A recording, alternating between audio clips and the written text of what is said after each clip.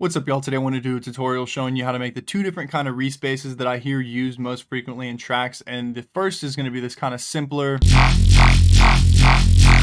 like wobbling, almost cycling sounding respace. And the second one is going to be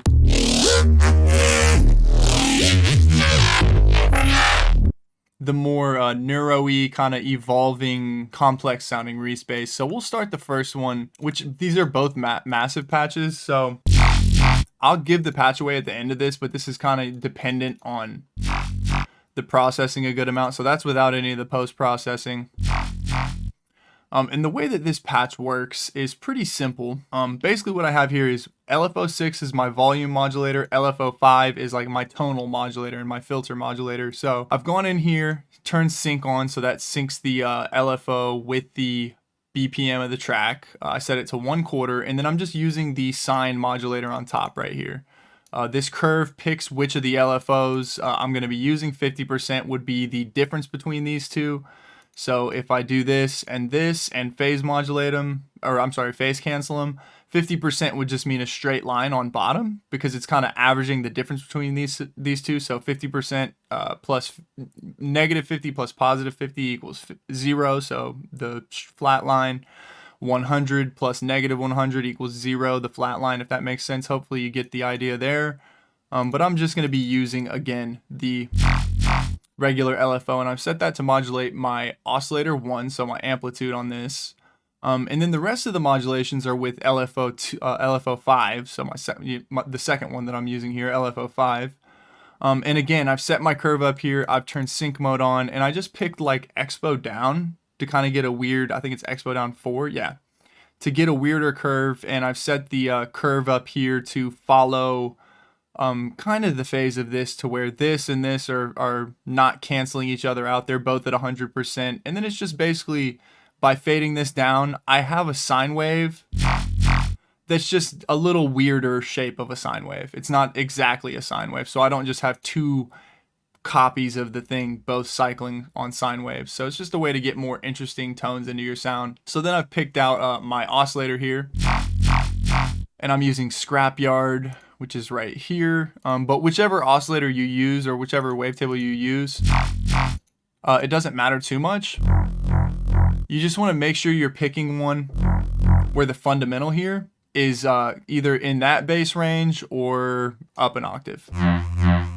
Right, so both of those kinds of things will work, but some of these, like this, you can see here, the fundamental is, if I pitch it down to negative 36, that might be a little too low. You could probably do some tear out with it, but that might be a little too low. So whichever one you pick, just kind of pitch it to that general range there. It's usually negative 24, negative 36, sometimes negative 12. So then I've set up LFO5, which I already talked about, is this one. To just modulate my wavetable position, I turned bend mode to bend plus, where if you have it on spectrum, spectrum acts as like a really sharp low pass filter because it's just basically taking the frequencies off one at a time that are in this wavetable here. So I'm using again LFO5 to modulate the bend, which is like my same thing that Serum has, and I think Vital also has one. It's just bend plus to where it's bending the wavetable. And then again, my volume modulator on the amplitude. So then going into the filtering section, I'm going to go through this really quickly, so hopefully this will explain it. Serial versus parallel is pretty simple. Serial would mean that your signal goes through filter 1 down this little line right here, and I got to this through the routing tab. It would be in serial mode through filter 1 down this little line and out filter 2. So if I put my second insert effect right here, it means it goes through filter 1, through insert 1 right here, through insert 2 right here,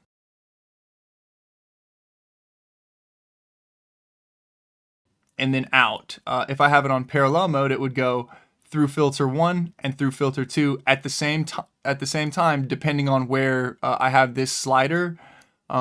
You know, if it's all the way mix 1, then it's just going through filter 1 and then out. If I have it all the way down, it's just going through filter 2 and out. And then lastly, these little things determine the amplitude. It's not the mix, it's the amplitude of the filter. So like Serum and a lot of other plugins have a mix section. This one is just the amp, and I'll prove that by turning it to parallel mode, moving my insert back here just because I want it to go through the insert. So in parallel mode, it should go through both at the same time.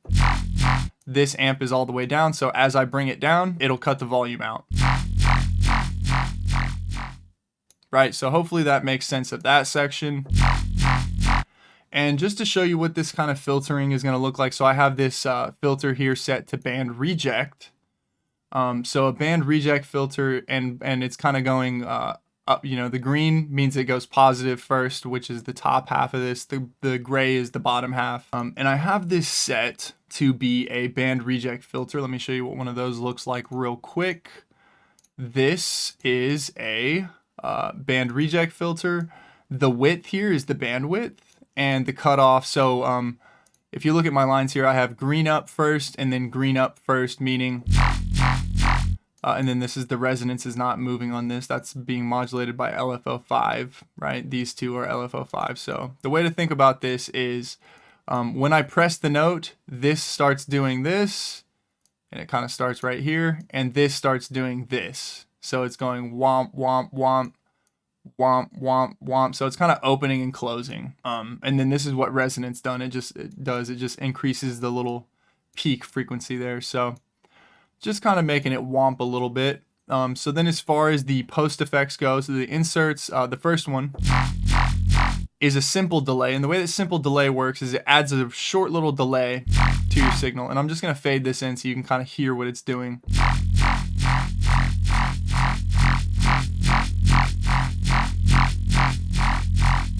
So you hear when it gets right here, there's almost like a phasiness that comes in. And that's because I basically just have two different signals that I've turned it way up so you can kind of get the idea a little better. It delays the signal. It's still mono at this point in the signal chain. So I'm just kind of like doing a phasey, two different signals playing at the same time, one at a slight delay. Then I have a parabolic shaper here, which is a distortion. And that's insert 2. And if you're using your routing tab, or if you're changing your routing tab, you can kind of put these wherever you want them on the signal pass. So if I was going to do something complex like I do in the second patch, I might send my signal serial mode to where I have insert 1 doing a delay. Then it goes, if I set this down to here and it's on serial mode, it means that the signal is going all the way through both of these signals and then out. So it would pass through filter 1. I can move insert 2 to be before filter 2, if that makes sense. So it's sound goes through, gets insert delayed, and then it gets parabolic shaped, and then it gets filtered again, and then it goes out, right? That's how that would work. And if you want to adjust that, you can do it. So then lastly, on the way out, it's going through FX1 and FX2. So that's a tube distortion. Kind of bulks the signal up, and then a mono chorus. So what a chorus that's mono is going to do, it's just going to kind of give it some phasiness without giving it any stereo image. So then the post effects on this are an OTT to bulk the signal up. That's the settings that I have there. Then a disperser, which is not that necessary, just to, again, kind of enrich the frequencies. And then this one is pretty necessary, I would say. It is a chorus, just to give it some stereo information. Right, so without that, then with it, if we brought it in a bunch more, it would really kind of push the stereo. But I kind of don't like it fully washed out, so I kept this pretty low. And then I do one more little thing with this. So I have a snap heap. And again, all these aren't that super necessary. You can kind of process your signal however you want here. But I'm using a preset that I have called width gate. And I'm not going to talk about how to make this. I'm just going to say what it does. So the way that this works is my audio follower here uses the loudness information. So like the amplitude of the signal to modulate a stereo enhancer or a stereo widener that just widens the signal. And then I've added a filter to kind of tame off those highs and just make it a warm, low endy sound. And then lastly, I have a Pro Q3 that I'm using to pull stereo information off the end of the signal, off the, not the end, but the bottom half of the signal. So the bass frequencies are a little more mono here. And then I just run this through a clipper and end up with that. So then you can take this, go in here, arm your track, hit disk recording, render arm tracks to WAV file, and that'll render you a copy of the sound. So then if you go in here, edit an audio editor, as you can see here, I've loaded it up, and I went in here and just set a loop point. So I went between these, picked the 0 point. So the 0 point is where it hits, you know, you have your piece of the audio that's hitting the 50% point. Or you could do it with any other point on this. You just have to hit the exact same spot twice. So if you're hitting here, you have to find this exact spot, you know, later in the waveform. So I tend to just go for the 50% point because it makes a nice little clear marker. And then go through the sound. I usually turn infinite looping on, and then just tune it to like sound good, or sound seamless, actually, not good, but seamless.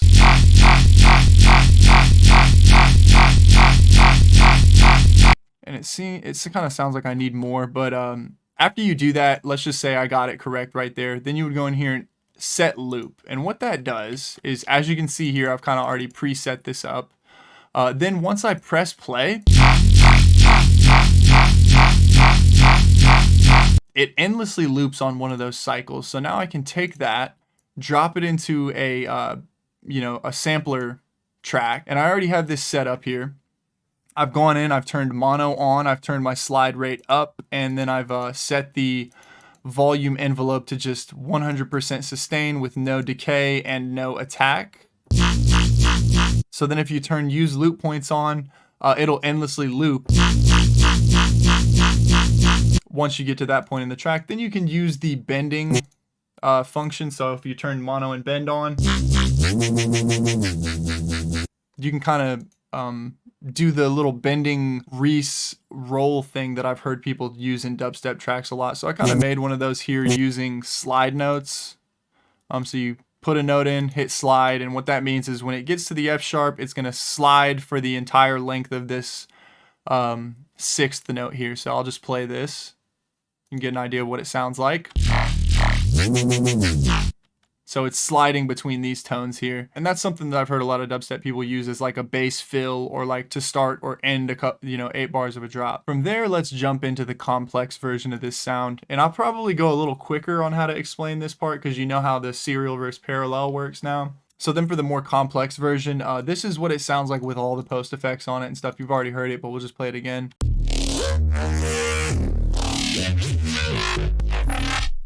And I'm gonna have to turn all of that off. Because it's just too much processing to run OBS at the same time. And so for this patch, there's a couple differences, and we'll focus on the differences here. So first of all, let's go into my voicing tab. So here I have the unisono turned up to 16. So there's 16 voices playing. It's set to mono rotate. So it's mono, which means only one note will play at a time. And then legato trillers played on. Which means that it'll bend between notes without resetting the LFO and envelope modulation. So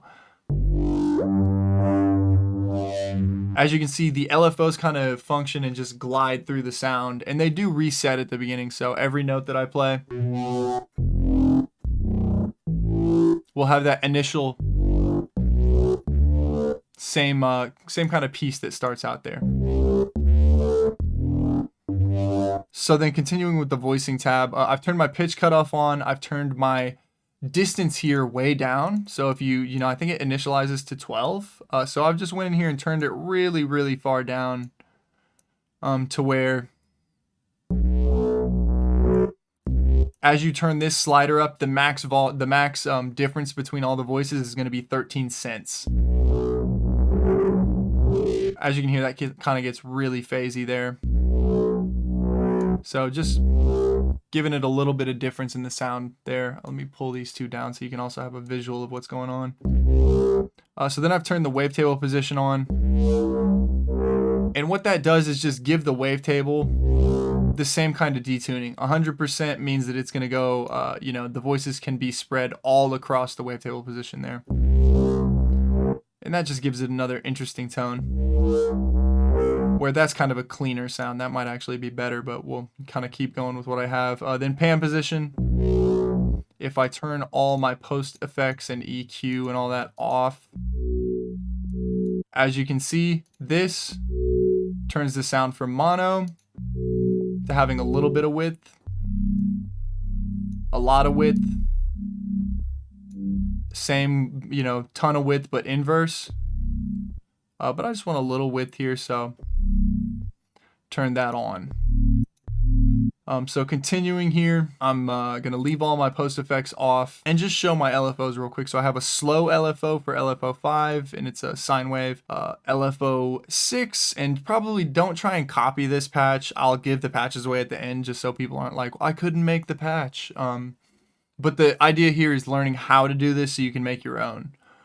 So then again, I'm doing the sine wave with another oscillator, another LFO trick to kind of get a weirder version of a sine wave, faded this down, and this one's a bit quicker here. So LFO 6 is faster, LFO 5 is the slowest, and then LFO or Performer 8 is again a little faster, and it's just doing the sine wave up top. So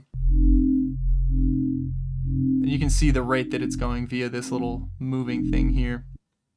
So then I've picked out oscillator 1 to be Magger. I'm doing the slowest LFO on the wavetable position, and then as you can see here, I have my spectrum turned on, and LFO 8 is fading in at different kind of heights. The low, you know, the higher frequency, what is it? The higher frequency partials of the wavetable. So that's just all of them on, but this is just some of them kind of fading in.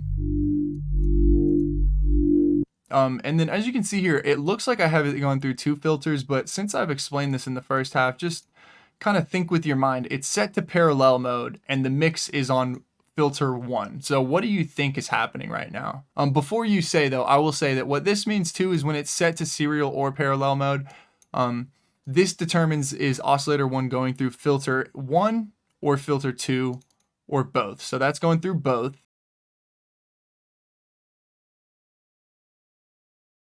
This is set to parallel mode, so that means that it goes through both filters at the same time. And then this is set to 1, meaning that oscillator 1 is getting sent through only the first filter here. I have LFO 6, which is a kind of moderate speeded one, you know, a faster one on the cutoff, and LFO 5, which is way slower on the bandwidth. And the way that a bandpass works is the opposite of a band reject, kind of.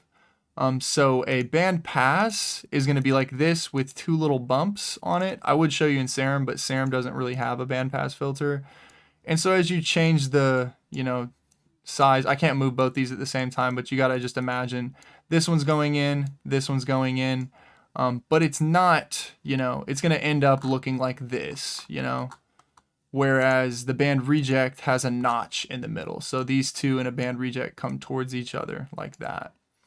Hopefully that kind of explains the difference between those two types. It's not that important. I will say when I did the filtering for both these patches, it was kind of just do random stuff, leave it once it kind of sounds like it's working. So then as far as the post effects go on this, it's going through filter 1 in parallel mode, so it's not even going through filter 2 down here. And then as far as the routing, it's not even going through this sine shaper here. So if we wanted it to go through the sine shaper, let me turn this off, I'd have to put it down here. And as you can see, then the sine shaper does some effect on it. And we'll leave it off, so get it out of the way. So then I have it going through tube distortion. Kind of turn that on. As you can see, it just warms it up, brings a lot more frequencies into it, then a small reverb. And then lastly, I forgot to turn this EQ off, but it is a cut here. So I have the, it's, you know, it's not boosting, it's cutting, and it's going at the slow rate here from, you know, high to low. So just kind of treating this as like a third little filter modulator here. So then that goes to the output, and this is where all the kind of crazy stuff comes in. So I'm going to bring these effects in one at a time again and just play this here. So the first and most important, well, we'll do the OTT first. So the first one's an OTT. So as far as my notes go here, just to kind of give you...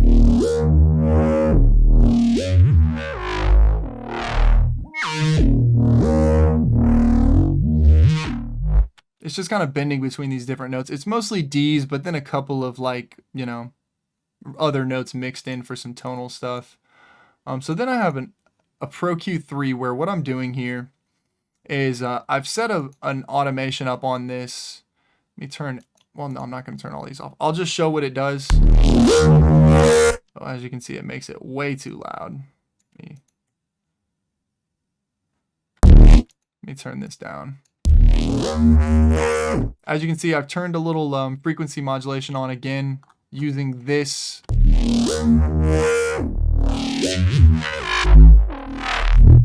Using this modulation that I've just drawn in using step mode, which you can do by turning this on, going in here, and then drawing whatever you want in there.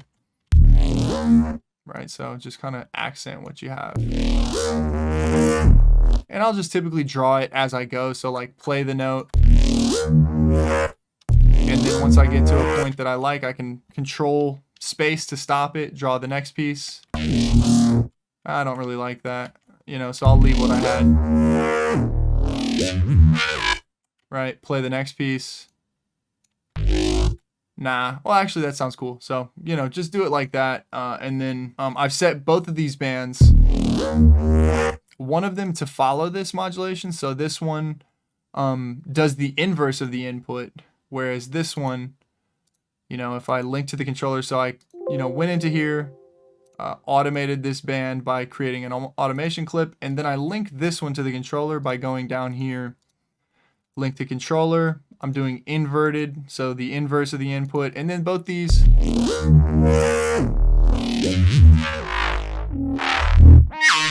Just kind of do random moves here to give it more tonal goodness. So then I'm gonna, redo the output level and turn the sound goodizer on with a very low.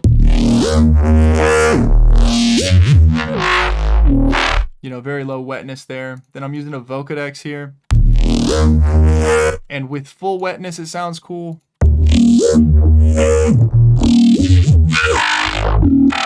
But I kind of liked it with less wetness there.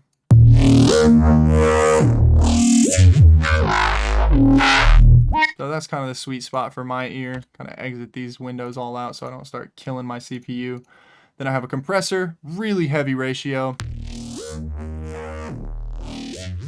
Slamming the signal down. Then a Pro MB. And the point of this here is to kind of equalize the frequencies to where I don't have any spikes, like if I turn all this off.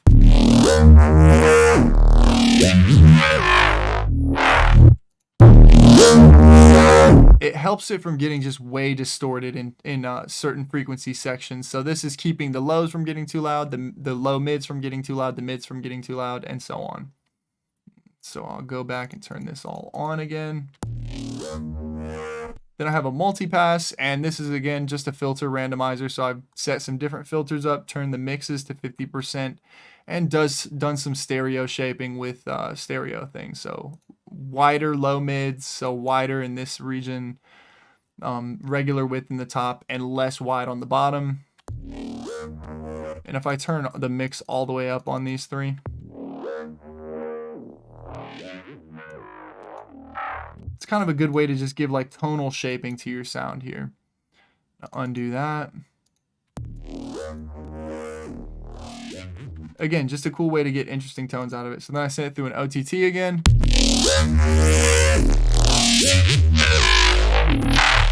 Now we're getting some really interesting stuff going. And then a flanger. And this is a useful way. It's almost like, think of it as like bus compression, but for your stereo. So we already have a really weird warbly sound. And by sending it through this flanger, it's almost the same way that like a bus compressor will take a mix of drums and glue them together. It's taking the really weird stereo information and gluing it together in a different kind of way to just help it feel like it's in the same space. This is probably not that necessary, but again, like with sound design stuff, sometimes it's more exploratory, and I'm not completely just focused on like, this is intentional, this is intentional, this is intentional, this is intentional. Sometimes it's just like, I did these, you know, certain steps and ended up with this result. It's not always intent based. So then I have a soft clipper, really kind of getting the loudest parts of the sound to be heavily distorted. Then I send it through another compressor to glue it back together, and a Saturn distortion that if you don't have this, just send it through a regular distortion. But on this one, I set up like a little LFO.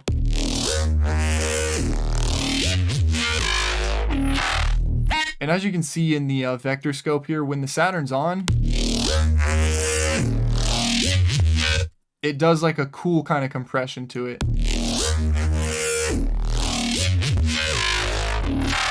And that stems from the LFO that's increasing the drive here and bouncing the low mid band up and down. And so that is how we ended up with this.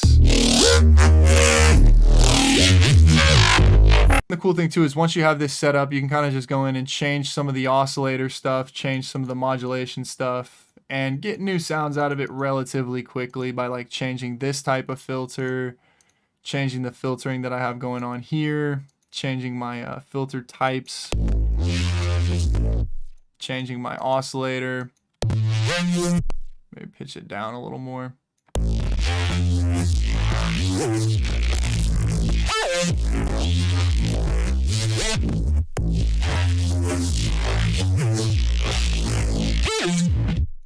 Maybe change my vocodex a bit. Just see what we can get really quickly and coolly. So again, you know, just with a really quick switch of a couple of the parameters in there, you can get cool new sounds out of it. And so I think this is going to be a relatively longer tutorial. So thank you for watching.